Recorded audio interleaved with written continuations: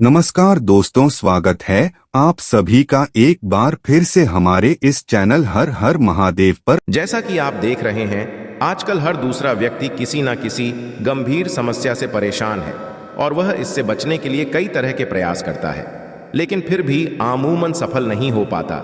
यह समस्याएं कई प्रकार की हो सकती हैं, जैसे घर में दरिद्रता, धन का अभाव, मानसिक तनाव इत्यादि।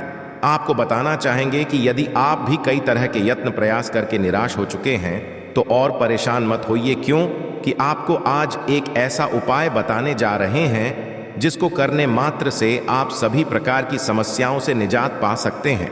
2024 में 1 जनवरी के दिन यदि आप यह उपाय कर लेते हो तो यकीनन आप पर महालक्ष्मी की कृपा होगी और आप धनवान बन जाओगे। आप धनवान ना बने तो मुझे बताना दोस्तों, बस जो उपाय आपको बताए जाए वह उपाय कर लेना। चलिए जानते हैं नए वर्ष के दिन कौन से वृक्षों को छूने से हमारी गरीबी मिटती है। दोस्तों, आज के इस वीडियो में मैं आपको 3 ऐसे वृक्षों के बारे में बताऊंगा। 3 में से कोई भी एक पेड़ को आप छू लेते हैं तो तत्काल आपकी गरीबी मिट जाएगी। इसमें आपको एक भोग भी छोड़ करके आना है। मैं सारी जानकारी आपको इस वीडियो में बताऊंगा। वीडियो में कंटिन्यू बने रहना। देखिए, हमारे हिंदू धर्म में पेड़ पौधों को देवी देवता मान करके, पेड़ पौधों को देव स्वरूप मान करके हम इनकी पूजा करते हैं। पर साइंस भी कहते हैं कि पेड़ पौधे मनुष्य को फ्री में प्राणवायु प्रदान करते हैं। बिल्कुल ही, पेड़ पौधे हमें फ्री में प्राणवायु प्रदान करते हैं। पेड़ पौधे हमें ऑक्सीजन देते हैं एवं मनुष्य द्वारा निकाले जाने वाले कार्बन डाइऑक्साइड एवं अशुद्ध जितने भी खराब गैस होते हैं, इन वायु को अपने में अंदर ग्रहण करते हैं। पेड़ पौधे स्वयं तेज धूप में तपता है एवं मनुष्य को शीतल छाया प्रदान करता है।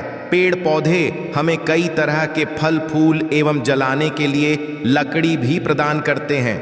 तो हमारे शास्त्रों में पेड़ पौधों को बहुत गुणकारी कह गए हैं। अनेक बीमारी का फ्री में उपचार पेड़ पौधों के माध्यम से, जड़ी बूटी के माध्यम से कर सकते हैं। दोस्तों, भगवान श्री कृष्ण भी पेड़ पौधों को बहुत ही महत्व दिए हैं। पेड़ में जो पीपल के पेड़ हैं, इसे वर्षों का राजा कहा जाता है, क्योंकि पीपल पेड़ की आयु अन्य वृक्षों की तुलना में बहुत अत्यधिक होती है। भगवान श्री कृष्ण ने भी स्वयं गीता में कहा है, मैं वृक्षों में पीपल का पेड़ हूँ, क्योंकि स्वयं पीपल के पेड़ में भगवान विष्णु एवं माता जी निवास करती है। तो आपको नए वर्ष के दिन इस पेड़ को छू करके आ जाना है।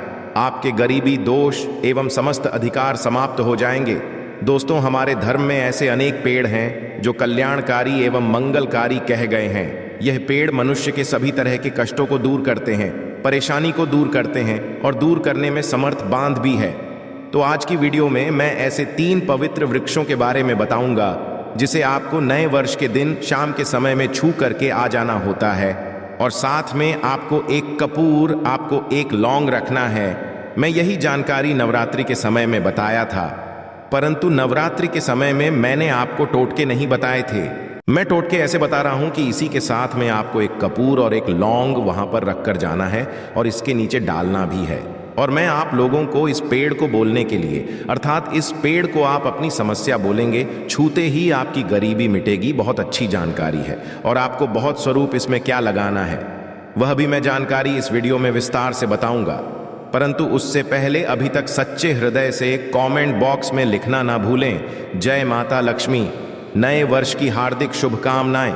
देखिए, यदि आप कठिन मेहनत करने के पश्चात भी एक दिन में 200 से कमा रहे हैं और वहीं एक व्यक्ति कम मेहनत करके आज 2000 कम रहा है, तो कौन सा अच्छा है? 2000 कमाने वाला, 5000 कमाने वाला, 2000 कमाने वाला व्यक्ति कई तरह के उपाय करके सारी चीजों को, पैसों को तेजी खींचने का काम करता है। दोस्तों देखिए, मैं अपने चैनल के माध्यम से आप सभी लोगों को अच्छी जानकारी इसीलिए सिखाता हूं। कई लोग कमेंट करके पूछते हैं, जी हमें एक वक्त की सही तरीके से रोजी रोटी नसीब नहीं हो पाती। हमारे पड़ोसी जो लाखों रुपए कमा रहे हैं, तो क्या इसमें हमारे भाग्य की गलती है?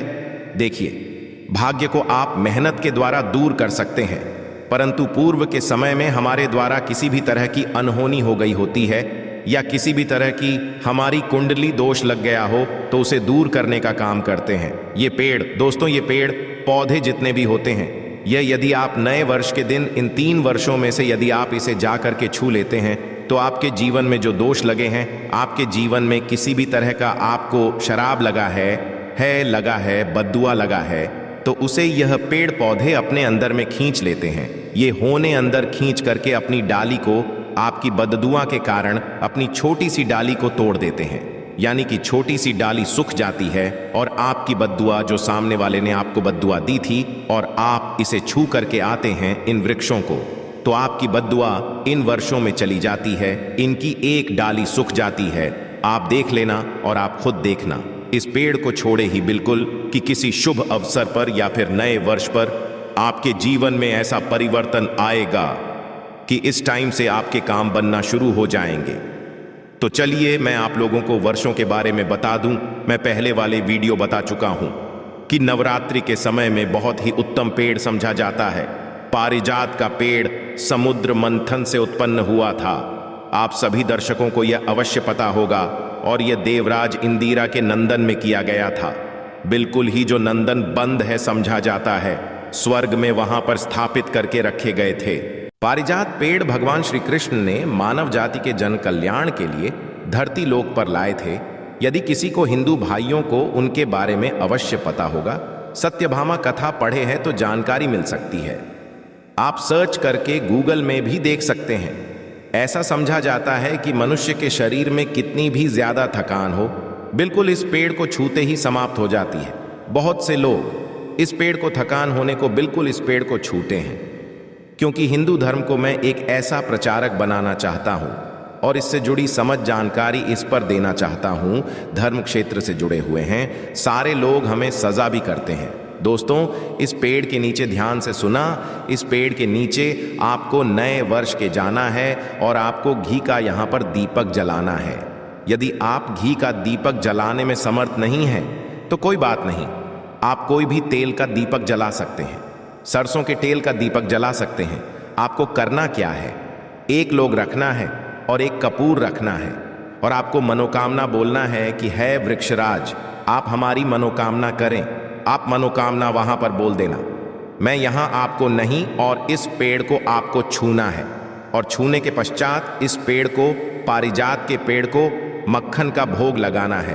पारिजात के पेड़ पर स्वयं भगवान विष्णु जी, माता लक्ष्मी जी निवास करते हैं। शास्त्रों के अनुसार भगवान कृष्ण के ये स्वरूप कह गए हैं, क्योंकि भगवान कृष्ण ने मानव जाति के कल्याण के लिए पारिजात के पेड़ को नंदनवन से आए थे। तो इसे छूते ही यदि आपके किसी भी तरह की है लगी हो, बद्दुआ लगी हो, किसी की बुरी नजर हो, जिसके कारण आपके बंधे किस्मत के ताले खोल नहीं रहे, और आप चाहते हैं कि आपके बंधे किस्मत के ताले खुल जाए, बद्दुआ कट जाए, शनि दोष लगा हुआ है कट जाए, तो इस पेड़ हुए और आपको अपनी प्रार्थना बोली है कि हमारी गरीबी को मिटाए। इस तरह से छूटे हुए आपको प्रार्थना करना है, और एक लौंग आपको, एक कपूर तो जालना ही है, और उसके ऊपर में एक लाल डाल देना, और आपको मक्खन का भोग इसे लगा देना है। बिल्कुल ही आप उसे देखना, इस टाइम से आपके शरीर हल्का लगना शुरू हो जाएगा और आपकी है बद्दुआ मिट जाएगी।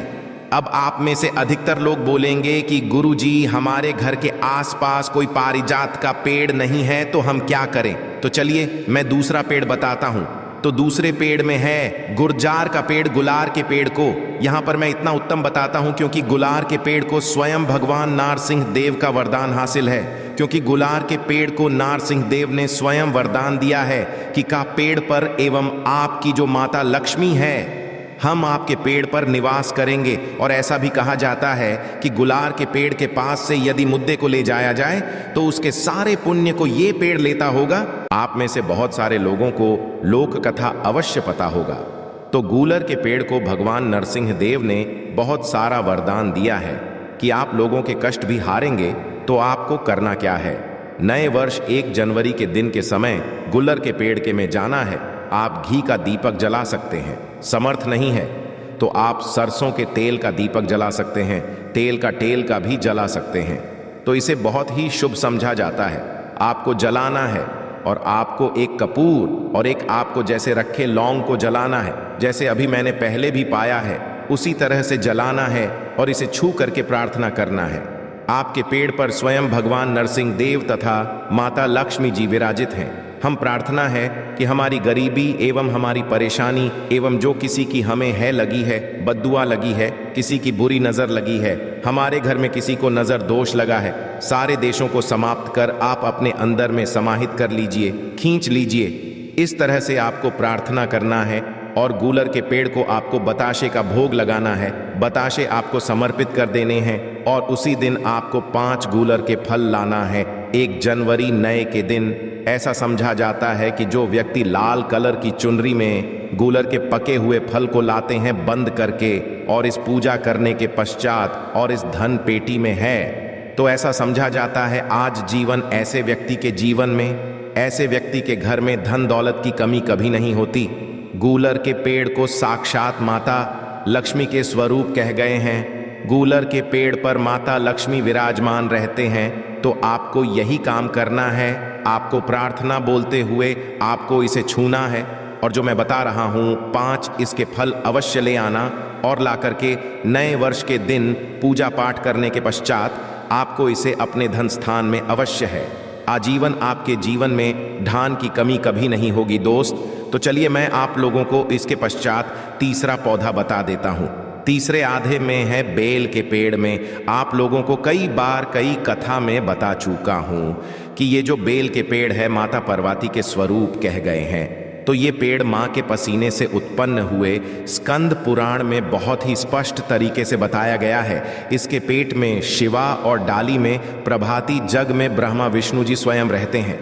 ऐसा समझा जाता है कि शिव मंदिर के समीप में जो बेल के पेड़ हैं, इसके नीचे में यदि कोई भी व्यक्ति यदि नए वर्ष के दिन संडे कल में इसे वैसे तो इसे डेली जलाना चाहिए, परंतु यदि नए वर्ष के दिन संडे कल में यदि भगवान शंकर जी का कोई विषय मंदिर है तो उसके किनारे में जो कोई बेल का पेड़ हो वहां पर बिल्कुल आपके घी का दीपक जला दीजिए तो आपको धन गुण एवं नष्ट हो जाते हैं। कैसा भी आपके जीवन में पाप को दूर हो जाते हैं। तो आपको क्या है, माता लक्ष्मी को भी बेल के पेड़ का अवतार लेना पड़ा था। एक कथा के अनुसार इसके बारे में कथा भी बता दूंगा कि क्यों माता लक्ष्मी को बेल के रूप में बेल के पेड़ में अवतरित होना पड़ा था। मैं इसके बारे में भी एक कथा भी आपको बता दूंगा। तो आपको नए वर्ष के दिन बेल के पेड़ के हो सके तो घी का दीपक जरूर चला जाएगा। बेल के पेड़ को माता पार्वती तथा भगवान शंकर के स्वरूप ही बेल की जो पेड़ की जड़ होती है, इसके जो मूल भाग होते हैं, इसमें समस्त तीर्थ आकर के निवास करते हैं। इसीलिए सावन के महीने में कहा जाता है जो लोग यदि तीर्थ धाम नहीं जा सकते, तीर्थ के दर्शन नहीं कर पाए, तो ऐसे व्यक्ति बेल पेड़ के नीचे में 1 महीने तक घी का दीपक जला लेते हैं तो संपूर्ण भी तीर्थ होते हैं। इसके घूमने का बराबर पुण्य की हासिली होती है। मैं इसलिए सारी जानकारी गुप्त रहस्य जानकारी बताता हूं जिससे आप सभी दर्शकों को, कल्याणवासी दर्शकों का बिल्कुल आध्यात्मिक उन्नति हो। सभी को धन की जरूरत नहीं होती, किसी को पुण्य की हासिली की जरूरत होती है। कोई आध्यात्मिक उन्नति करना चाहते हैं, इसीलिए इस तरह के छोटे छोटे गुण भरे रहस्य जानकारी वीडियो बता देता हूं। दोस्तों, आप करना क्या, 1 जनवरी नए वर्ष के दिन इस पेड़ को है माता पार्वती से प्रार्थना लगाना है कि है माता पार्वती आप ही शक्ति स्वरूप है, लक्ष्मी है, आप ही संसार को चलने वाली देवी है। इस तरह से प्रार्थना करते हुए इस पेड़ को छूना है और बोलना है मेरी गरीबी मिटाए, माता मेरी निर्धनता को मिटाए, मेरे जीवन में चल रही परेशानियां, सारी परेशानियों को दूर करें। इस तरह प्रार्थना करते हुए आपको एक कपूर और एक लौंग को भी जला देना है और एक काम अवश्य करना है। जलाने के इस पेड़ को आपको बोलना है कि मैं भोग स्वरूप आपको धतूरे के पत्ते एवं धतूरे के फल समर्पित करूंगा, आप स्वीकार करें। आपको धतूरे के फल एवं पुष्प को पुष्प है तो पुष्प भी रख सकते हैं, फिर पेट रख दीजिए। और अब पेड़ आपको छूना है प्रार्थना करते हुए कि हमारी गरीबी मिटाए, हमारी निर्धनता मिटाए, बिल्कुल ही आपके जीवन में कभी नहीं आएगी। और एक प्रार्थना अवश्य करना है, किसी की है लग गई हो, बद्दुआ लग गई हो, किसी का दोष हो जिसके कारण हमारी आध्यात्मिक उन्नति नहीं हो पा रही हो, तो आप जो है उसे तुरंत दूर करें। शनि राहु केतु का यदि दोष प्रभाव लग रहा हो, नवग्रह में से कोई नवग्रह हमें पीड़ित कर रहा हो, या फिर किसी भी हमारे पूर्वजों द्वारा किसी भी तरह का हमें दोष लगा हो, क्योंकि पितृ दोष लगने के कारण व्यक्ति की आत्मिक उन्नति भी नहीं हो पाती, तो आप बोलने की समस्त तरह को आप दूर करें। अपने अंदर में खींच लीजिए और आप हमें दोष कर दीजिए। तो इस तरह से आपको यह प्रार्थना करना है और एक काम आपको अवश्य करना चाहिए। आपको नए वर्ष के दिन धर्मशास्त्रों में कह गए हैं, बहुत सारे लोग भी बताते हैं, हमारे जी भी कहा करते थे, नए वर्ष के दिन यदि बेल के पेड़ की जड़ों में मिश्रित मिश्री आती है, खरी खरी आप सभी दर्शकों को अवश्य पता होगा, टाइप की होती है, तो आपको मिश्री डाला हुआ दूध यदि आप इनकी जद में डालते हैं तो ऐसा कहा गया है कि ऐसा व्यक्ति कभी निधन नहीं होते। ऐसे व्यक्ति के जीवन से किसी भी तरह से यदि लक्ष्मी रुष्ट हो चुकी हो, रुष्ट दूर हो जाते हैं। ऐसे व्यक्ति पर मां लक्ष्मी प्रसन्न होती है। ऐसे व्यक्ति के जीवन में धन का अभाव नहीं होता। ऐसे व्यक्ति फिर निरोग रहते हैं, हासिल होते हैं। आप चाहते हैं तो यही क्रिया नियम के पेड़ पर भी कर सकते हैं।